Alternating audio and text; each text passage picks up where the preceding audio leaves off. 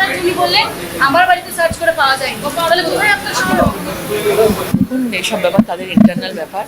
এখন সবাই মানে কে এইটুকু বলতে পারি, সবাই ধরা পড়বে, সবাই শাস্তি হবে, একটা কেউ বাঁচবে না আমাদের এই সরকারের আমলে।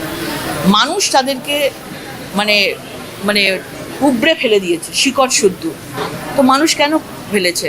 আমাদের এই সরকারের ওপর আশা করে আছে যে তাদের শাস্তি হোক, আমাদের সুযোগ দিয়েছে, তো আমাদের করে দেখাতে হবে যে আমরা অন্যায়কে বরদাস্ত করি না। এবং আমাদের মুখ্যমন্ত্রী মানুষের পালসকে বুঝতে পারেন এবং সেই মতোই আগামী এই লাস্ট 1 মাসে আপনারা দেখেছেন কি কাজ করেছে।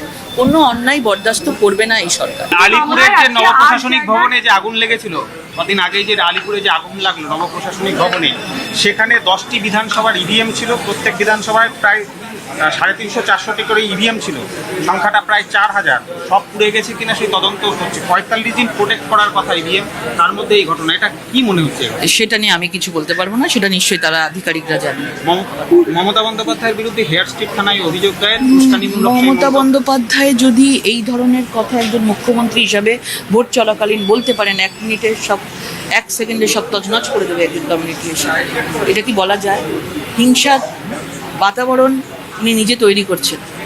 আজকে কি হলো, পশ্চিমবঙ্গের পুরো কমিউনিটি একসাথে হয়ে এই সরকারকে উপরে বিসর্জন দিয়ে দিল। তো এই ধরনের কথাবার্তা গণতন্ত্রের জন্য খতরনাক, ক্ষতিকারক।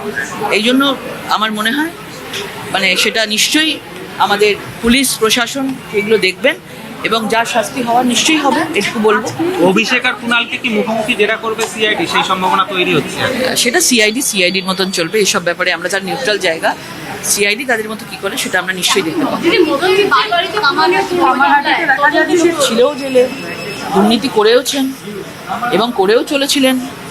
এবং আমার মনে হয় দুর্নীতি করে থাকলে প্রচুর মানুষের ক্ষোভ বিক্ষোভ ওখানে রয়েছে।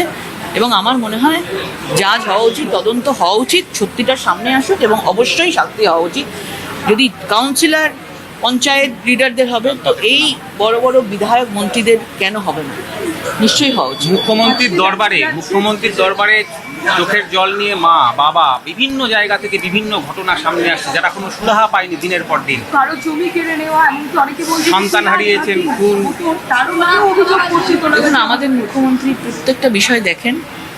এত ব্যস্ততার মধ্যেও উনি মানুষের সঙ্গে সরাসরি কথা বলছেন, মানুষের সমাধান করার চেষ্টা করছেন। সবাই দেখছেন, প্রত্যেককে মানে স্যাটিসফাইড হয়ে ফিরছেন, সমাধান হবে সেই আশা নিয়ে। এবং নিশ্চয়ই আসবে। এতদিন ধরে 15 বছর ধরে এদের লুট করেছে, মানুষের সেবা করেনি, মানুষের কোনো সমস্যার কথা শোনেনি।